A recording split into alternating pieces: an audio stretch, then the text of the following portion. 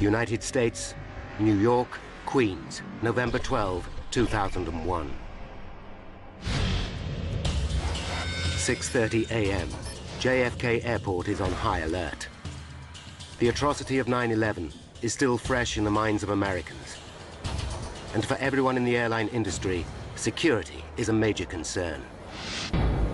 On the tarmac, the crew of American Airlines Flight 587 prepare for a 3.5-hour flight to the Dominican Republic. Captain Ed States, the senior pilot, and his first officer, Sten Molen, carefully check the exterior of their aircraft. The son of a pilot, Molen has 10 years' experience with the company, joining American Airlines at the age of just 24. Like his father before him, Sten sees it as much more than a job. If he wasn't a pilot, he doesn't know what he would be doing because it was that important. He loved his job. Traveling to the Dominican Republic this morning are 251 passengers. Among them, 83-year-old Hipólito Algaroba and his 73-year-old wife, Ubencia. The elderly couple have decided to return to their homeland for their twilight years and are expecting their son, Hector, to show up and see them off. They're going home for good because they have raised 3 kids and their job is done. The couple have arrived well before their scheduled departure time. So early, the airline offers them seats on an earlier flight. By the time Hector gets to the airport, his parents have already checked in. But his mother comes back from departures to say goodbye to her son. How's that? I asked about my father, and she said that he's fine, and he said he'll see me when I get there in a couple of months. And I gave her another kiss. I guess that was the kiss for my father. At 7 a.m., Ed States and Sten Molen begin pre-flight checks.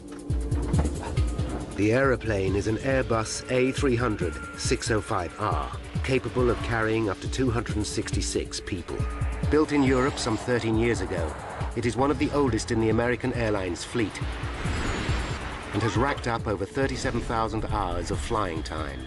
Nevertheless, the Airbus is recognized as one of the most reliable airliners in service. Today, though, that reliability has been undermined by the stringent new security measures. Every passenger is searched twice before boarding is allowed, and the scheduled takeoff time of 8:40 begins to slip.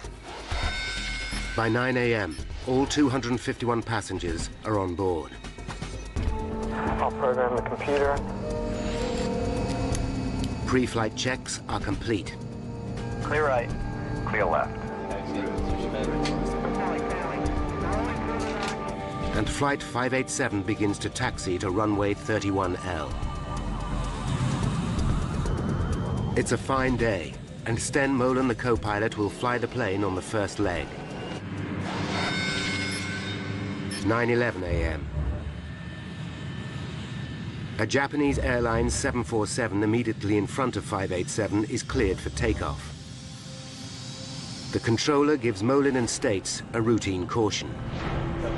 He tells them there's a risk of air turbulence from the Japanese plane ahead. Clear for takeoff, American 587 Heavy. Captain States knows that he must keep a safe distance between himself and the Japanese airliner. Every plane creates a wake of turbulent air as it takes off, which can affect following flights. You happy with that distance? We'll be all right once we get rolling. So you're happy? Their flight path will take them across Jamaica Bay and over the Rockaway Peninsula in the borough of Queens.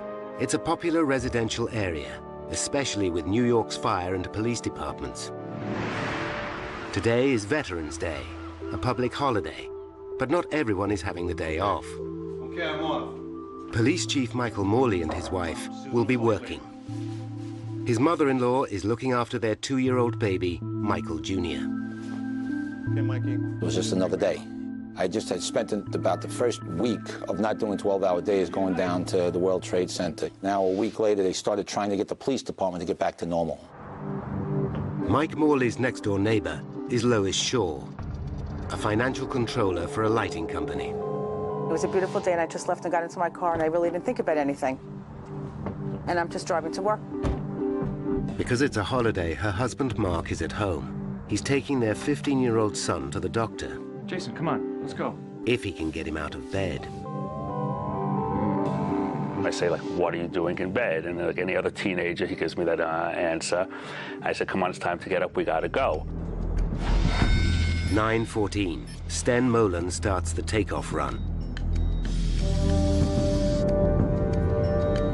Rotate. 9:14 and 29 seconds. D2. Flight 587 lifts off. Positive rate, gear up, please. Ground control at JFK wishes them well and instructs Molen and States to contact New York departures. 9:15. Flight 587 is now at 1,700 feet. The departure controller gives them a navigation fix. New York, American 587, heavy turn left, proceed direct wavy. We'll turn direct wavy. American 587, heavy. 1 second later, the plane begins to shake. The pilots know the turbulence is likely to have come from the Japan Airlines Jumbo up ahead. It's a routine hazard, and Molen flies through it. 250, thank you. The captain increases the speed of the plane to 250 knots, the maximum allowable at that height. But seconds later, the plane hits more turbulence. Sten Molen takes decisive action. Using his foot controls, he applies the rudder first to the right and then to the left to try and stabilize the plane. Back power. Again, Molen asks for more power to keep the aircraft under control. You all right? Yeah, I'm fine. Hang on to it. Hang on to it. Full power, please.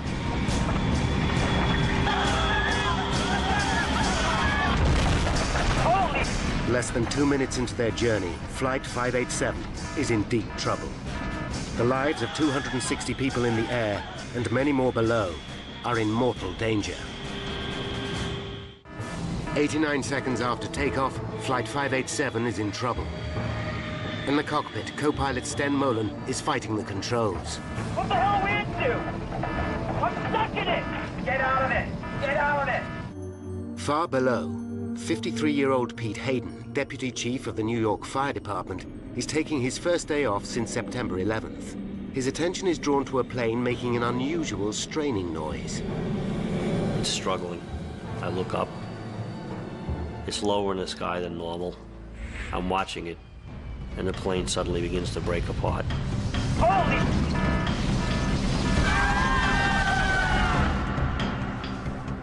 I see the back part of the plane behind the left wing break open.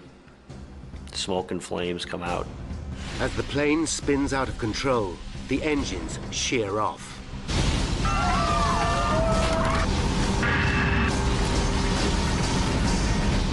Mark Shaw, still trying to wake his son, also hears the plane.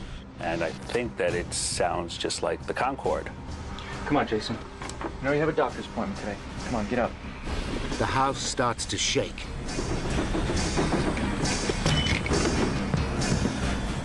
Pete Hayden watches in disbelief.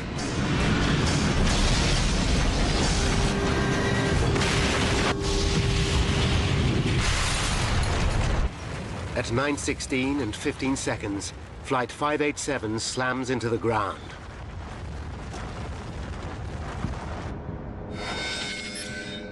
At 9:20 a.m., a pilot who has seen the crash alerts air traffic control at JFK. Yeah, look out to the south of the aircraft crashing. Say again? An aircraft just crashed to the south of the field. An aircraft crashed south of the field? Aircraft fireball. Controllers see a black pall of smoke over the suburb of Rockaway. On the ground, an amateur cameraman captures the horrifying scene. Plane crashed. Where? Into the houses. Houses are crushed and burning. Aircraft parts are everywhere.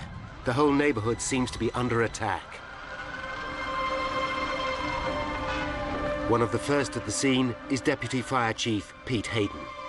There are bodies everywhere, all over the streets, in the yards. Some victims still strapped into the seats of the airplane. For Pete Hayden, the scene is all too familiar. It's 9/11 all over again. Only this time, it's his own neighborhood that has been hit. I'm wondering who it is that I know today that was killed. As the full scale of what has happened becomes apparent, residents are in a state of shock. The engine fall down and the belly fall, the piston left side and make it straight all the way down. From across New York, emergency services race to Rockaway.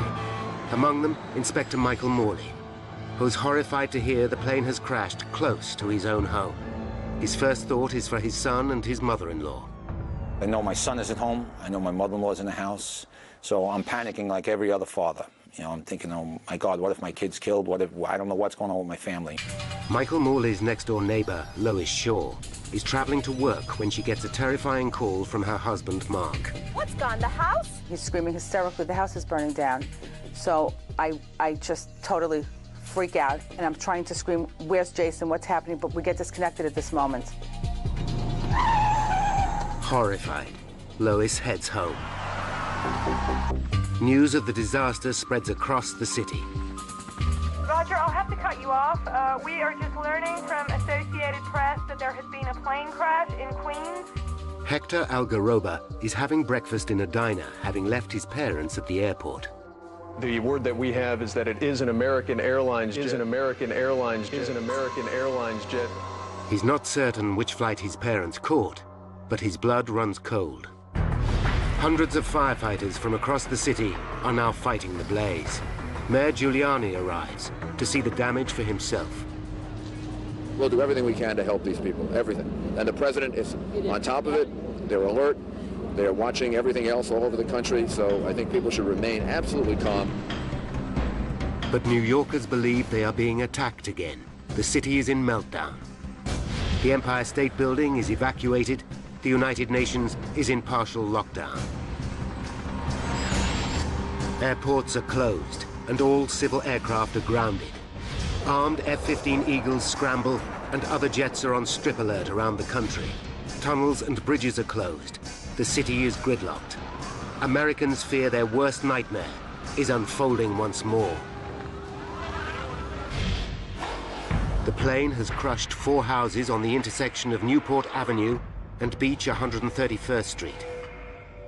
Across the road, 5 more houses are ablaze.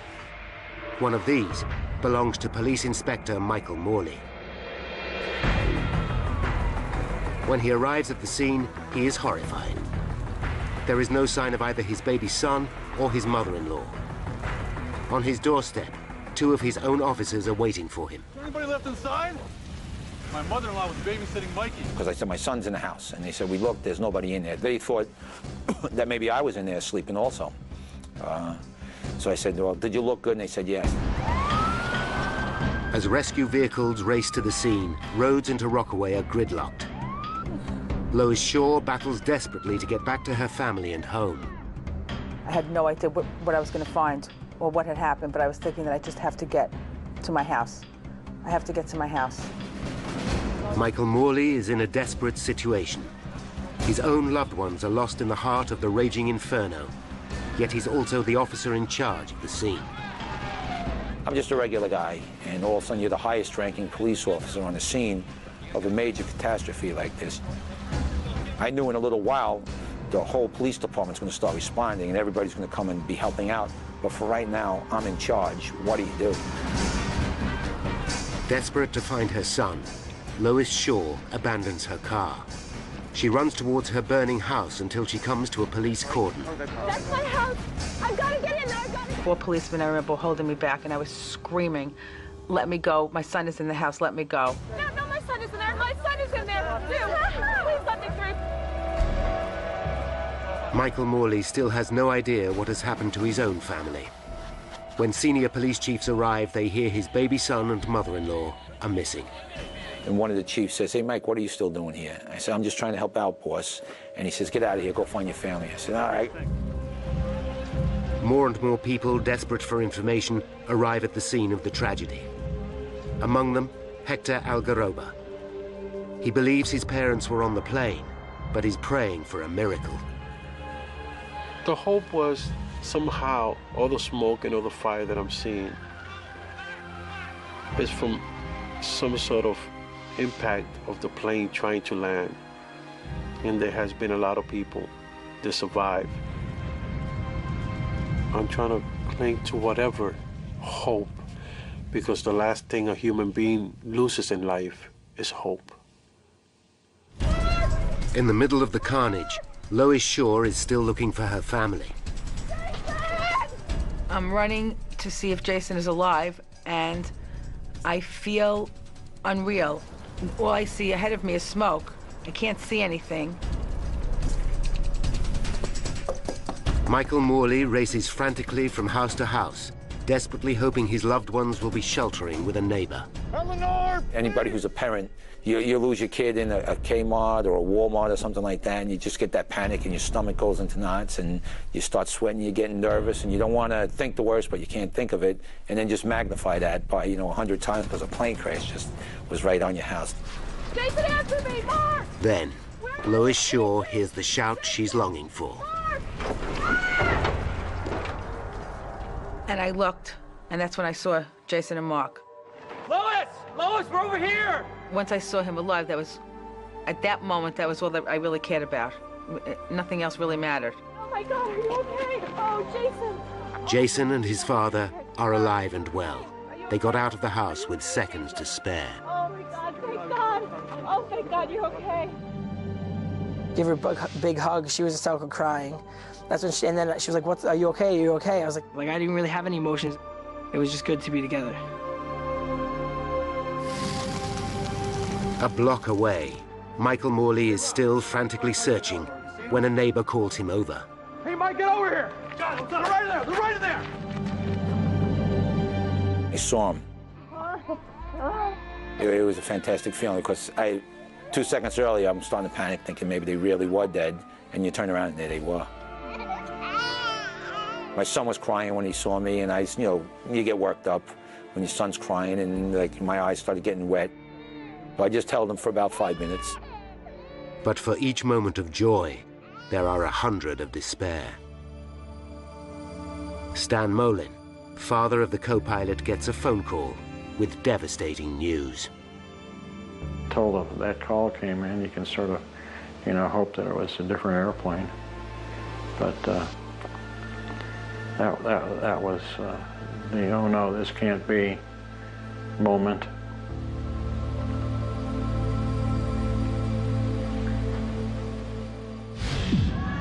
In the Dominican Republic, relatives expecting a family reunion at the Santo Domingo airport are suddenly confronted with an appalling reality. Their loved ones are dead.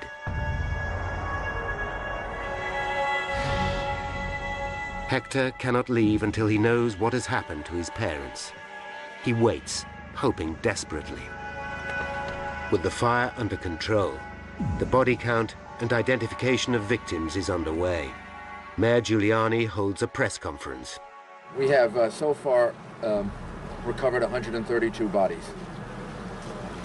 And as the governor said, there were 255 people and crew members that were listed on the manifest. And I want to again express my sympathy and condolences to everyone involved. After the announcement, Giuliani meets the bereaved families and personally gives Hector the news he is dreading. He hugged me and gave me his condolences by telling me that my parents were on that flight.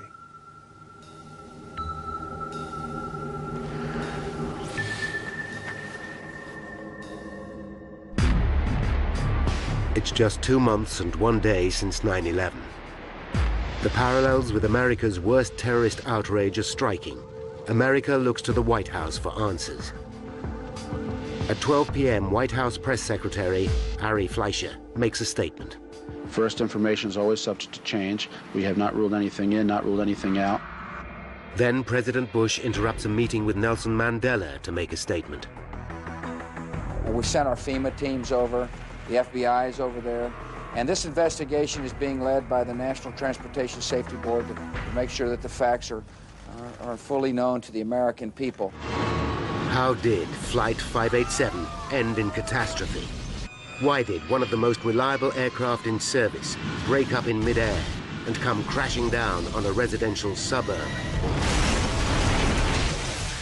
Now, by going deep into the investigation, we can reveal the facts behind one of the worst aviation disasters in US history, and how the truth sent shockwaves through the entire industry. Less than an hour after the crash, 21 NTSB officials, the GO team as they are called, are on their way. The man in charge is Bob Benson, a veteran investigator who's handled 94 major air disasters, including the 1988 Lockerbie bombing over Scotland. But not even Lockerbie can prepare him for pressure like this. It was particularly important for us to get this one right the first time. There was no payback in changing our minds or anything like that. Benson knows that the early hours of an investigation are the most critical. His team start gathering evidence at the crash site, a dangerous, shocking, and distressing business. From a personal standpoint, I'll take deserts, I'll take cornfields, I'll take mountaintops, I'll take swamps before I'll ever investigate accidents in cities. Potentially crucial clues also come from the surrounding area and from eyewitnesses who saw the plane break up in flight. And then the whole plane shook and the tail came apart. That's all I saw, and then it, boom. Both engines landed 245 meters before the plane. One fell onto a house, the other on a service station. The location of the two engines relative to the main crash site could provide an important clue. By plotting exactly where debris has landed, investigators should be able to determine the breakup sequence. The debris is scattered everywhere. Police and army boats are called in to gather parts from Jamaica Bay. Then, Benson personally witnesses a major discovery as he drives along the coast road.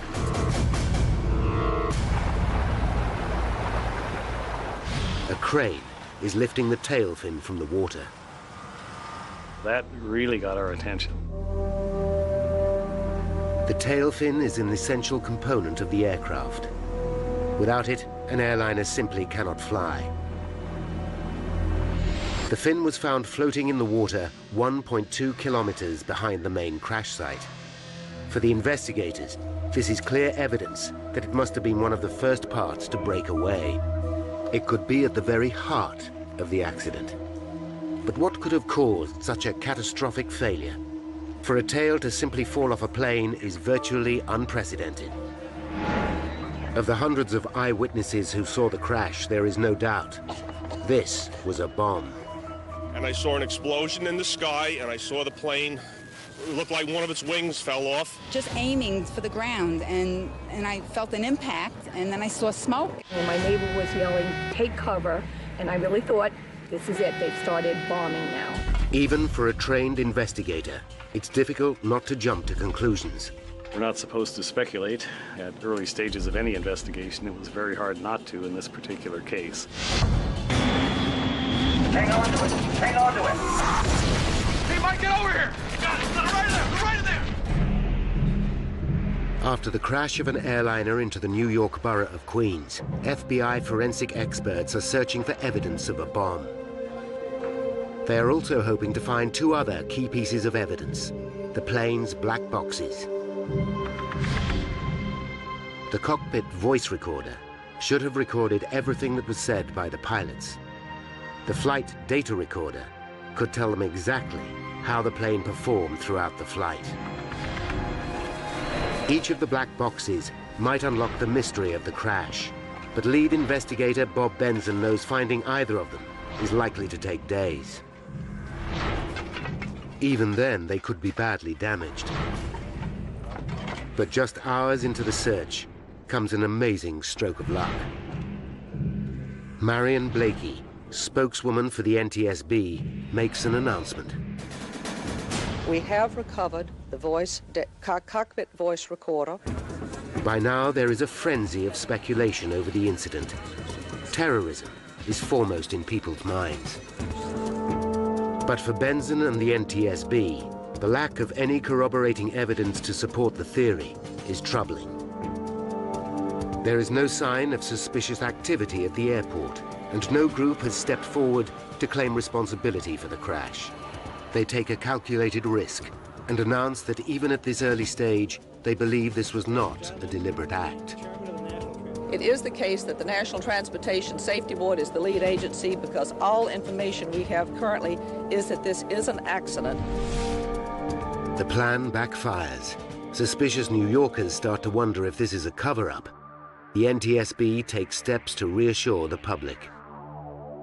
Should there be any indications of criminal activity, we will certainly make certain that the public knows as soon as we are aware of that, and the investigation would change at that point appropriately. For Benson and his team, the pressure is mounting. Finding the cockpit voice recorder is a huge step forward. With one of the black boxes and the tail fin in his possession, hopes are high they will be able to piece together the reasons behind the crash. Although the recorder is damaged, the tape is still intact and is rushed to NTSB headquarters in Washington. Away from the glare of the media, investigators start to analyze the chilling final moments of the flight. Let's go for power, please. Every word, every sound is carefully analyzed. 89 seconds into the flight comes a chilling sound on the tape. There is a loud bang. Immediately afterwards, the crew can be heard struggling with the controls. You all right? Yeah, I'm fine. Hang on to it. Hang on to it. Could this bang be the sound of an explosion? Perhaps there was a bomb after all. With the second black box, the flight data recorder still missing in the smoking wreckage, Benson knows that the truth will be hard to find. Without that, it makes telling the story more speculative and more difficult. For 2 days, investigators hunt through mountains of debris for the vital recorder. But instead of where they are looking, the next lead comes from 3 kilometers away. A pair of security cameras on the Triborough Bridge have captured the last moments of the aircraft.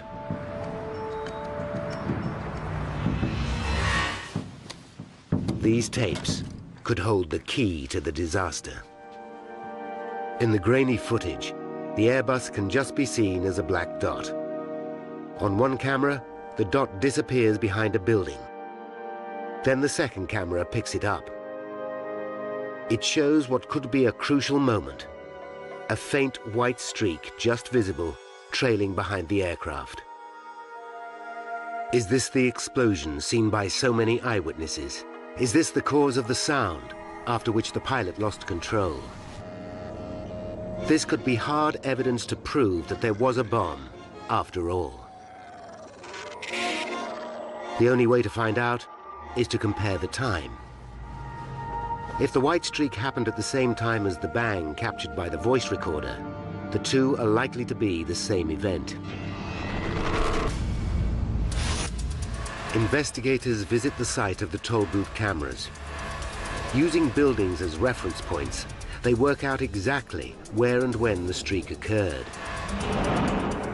The results back up their theory that this was not a bomb. We can see that the streak began 8 seconds after the initiating accident sequence. The calculations show the streak occurred after the bang on the recorder. The flash is probably fuel escaping as the plane breaks up.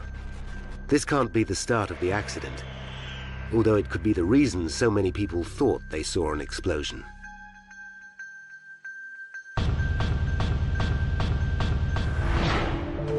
Then, back at the crash site, comes a dramatic development. Investigators get the news they have been desperate to hear. Searchers have recovered the flight data recorder. But the relief is short-lived. The black box is damaged. The NTSB sent it back to the manufacturers to see what, if anything, can be retrieved.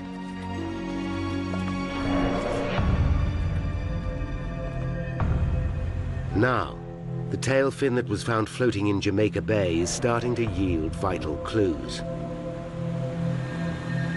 The first thing investigators notice is that the fin is built from a high-tech material called reinforced carbon fiber composite. Often used in racing cars and sports equipment, composites consist of layers of carbon fibers bound tightly together with resin. The A300-600 was one of the earliest civil aircraft to feature this high-strength material, and it's used in many areas of the plane. But when investigators look closely, immediately alarm bells begin to ring. There are 6 main attaching points connecting the tail to the fuselage. All 6 have given way. There has never been a plane crash caused by a composite failure, but Benson can rule nothing out. You have to imagine a force large enough to break 6 attaching points made out of one of the strongest materials in the world. 6 of these holding the vertical stabilizer on, and all of them broke. So the forces had to be just tremendous. The detail of the failure is what worries the team. Plans show how each of the 6 attaching points has 2 lugs. One made from aluminium, the other from composites, connected by a titanium bolt. The damage shows that the metal lugs and the bolts remained intact, but the composite lugs all gave way. Benson has to consider the appalling prospect that the composite material itself may be faulty. With 240 similar planes still in service and thousands more using similar technology, it would have huge implications throughout the aviation industry. If there's something that the composite creators or designers missed 25 years ago, it's now just starting to rear its ugly head. That's bad news for a lot of airplanes that are already flying. Proving that the carbon fiber is to blame will need hard physical evidence. Benson urgently dispatches the stabilizer to specialist labs at NASA to see if they can detect any weakness.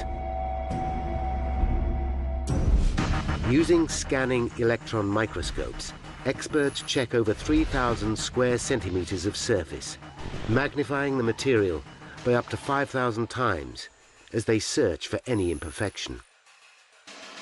It's a painstakingly slow process, and the pressure is building on Benson and his team all the time. It keeps you awake at night. You've got a lot riding on these things, and the eyes of the world initially, and then later on the eyes, at least of the aviation industry, are on us. The pressure is also growing on Airbus. Is the design of their aircraft at fault? Has there been an error during assembly? They scrutinize every lug, bolt, and fitting on the tail, including the vertical stabilizer, as it is called. After hundreds of hours of work, studying Airbus's design and construction methods, NASA and NTSB scientists finally give the plane a clean bill of health. They can find nothing wrong with the aircraft or the materials used to build it. While the news is welcome, it only serves to deepen the mystery. Although we were relieved in that aspect, we knew we had a long row ahead of us because we still had no idea why the vertical stabilizer really came off. Then, just as the investigation seems to have stalled, comes a vital turning point. Information from the damaged flight data recorder has at last been retrieved. I was very, very relieved. But no one is prepared for the startling picture that the flight data recorder will give. The focus of the entire investigation suddenly shifts from the machine to the man flying it, co-pilot Sten Molen. 83 seconds after takeoff, the recorder shows that Molen applied 5 extreme movements of the rudder, causing the plane to lurch violently from side to side. The plane slipped sideways to its direction of travel, first one way and then the other. I've looked at a lot of flight data readouts in my time. I've never, ever seen that particular type of activity occur. They realized that traveling at nearly 470 kilometers per hour, the aerodynamic stresses on the 130-ton Airbus would have been extraordinary. They were virtually unprecedented to us. We were amazed. It seems as though on the fifth movement of the rudder, the entire tail fin broke off. The implication is extraordinary. Simply by manipulating the controls, the pilot broke the aircraft.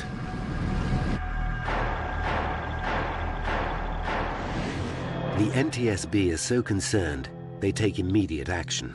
On February 8th, 2002, they issue a special warning to all pilots of this new danger. But the board have yet to prove that the tail came off simply due to aerodynamic forces. Many pilots doubt that such a thing is possible. The only way to be sure is to run detailed computer simulations, a process which could take months to perform. If the theory is right, then the idea that a terrorist plot must be behind the tragedy can finally be laid to rest. Benzon now faces a new and disturbing mystery.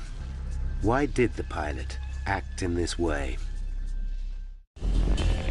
Investigators believe they are close to uncovering the cause of the tragic crash of Flight 587.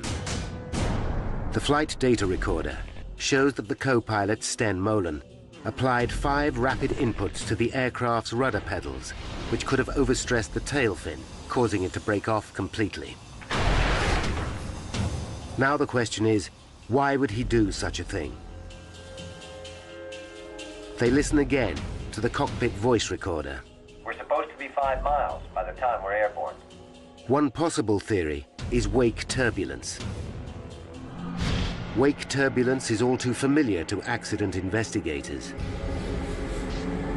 It's a region of spinning air left behind as a plane passes. These vortices can sometimes turn a following plane upside down. But the team quickly realized that this cannot be the cause of the crash. The turbulence was not strong enough to seriously affect a plane the size of the Airbus. The bigger the airplane, the less effect wake turbulence has on it. The A300 is a pretty big airplane. Then comes evidence which changes everything. The investigation team interview Molen's friends and colleagues, and they discover a vital piece of information. A pilot and former colleague recalls an earlier trip with Molen. During an encounter with turbulence, he used the rudder aggressively, even though there was no apparent risk to the plane. The evidence is conclusive. Molen had reacted in the same way before. When those pilots came forward and told us about the first officer's propensity to overreact on the rudders, that was a eureka moment for us. But the revelations don't stop there. When questioned at the time, Molen said he had been trained to use the rudder in this way by American Airlines. If this is true, it raises serious concerns for Benzon and the team. One would assume that if many pilots go through the same training program with some flaws in it, then a lot of pilots have wrong ideas about how to fly an airplane. With 712 planes in service with American Airlines, Benzon must quickly establish where the truth lies. The airline confirms one of their programs does indeed teach pilots to use the rudder to recover from unusual situations, as seen in this training video. And if you don't put that rudder in, what's going to happen? When you get to this portion of the roll, she's going to slice out just like that. Next, Benzon looks at the other tools used to train the pilots, particularly the high-tech flight simulators. Here, pilots are taught to react to a range of emergencies, including wake turbulence. In one of those scenarios, Benzon discovers that the pilots learned to use the rudder very aggressively. The flight simulator program had even been altered to encourage the use of the rudder, particularly when the plane was banking to the right or the left. Airbus themselves had already written to the airline saying this practice was a cause for concern.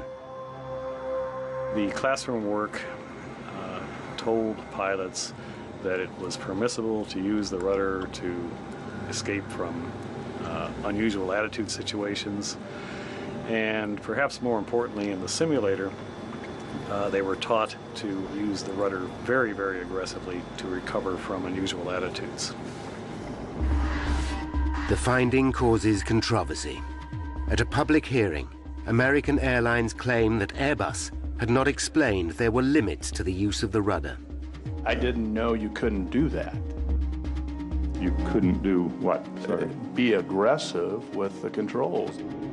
The airline also claims that the rudder system on the aircraft was very sensitive, and that pilots might not be aware how much rudder they were really applying. The NTSB investigate and discover the rudder control system is highly sensitive. What's more, the controls of the plane become more sensitive as the plane increases speed. On the ground, the rudder pedal has to be depressed by 10 centimeters to get maximum deflection. But when flying at high speed, that distance reduces to just 4 centimeters. NTSB officials are shocked to find that this system is not explained in training manuals. There was an apparent gap between what the manufacturers knew about the rudder sensitivity of the airplane and what was filtering down to the folks that actually flew them.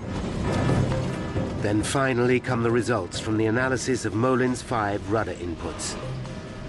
They confirm what nobody really wants to believe, that it's indeed possible to tear the tail fin from an aircraft in flight by stamping violently on the foot pedals.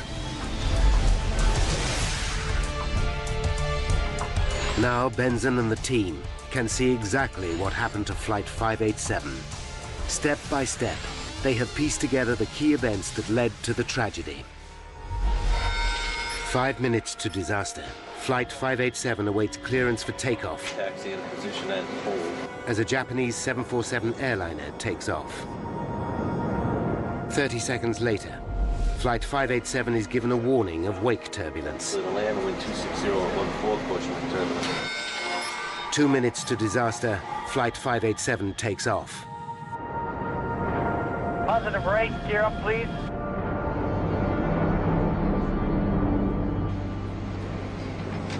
One minute to disaster, 587 encounters turbulence for the first time. Sten Molen flies through it. 30 seconds to disaster, 587 hits a second, larger wave of turbulence. The plane is now banking to the left, reminding Molen of his simulator training. Rudder movement. Not realizing how sensitive the rudder system becomes in flight, Molen stamps on the pedal, causing maximum rudder deflection. The plane swings violently to the right, placing enormous loads on the tail fin. Investigators believe that an astonished Molen thinks that the plane is reacting to the wake turbulence. He doesn't realize that his own use of the rudder causes the violent movement. Molen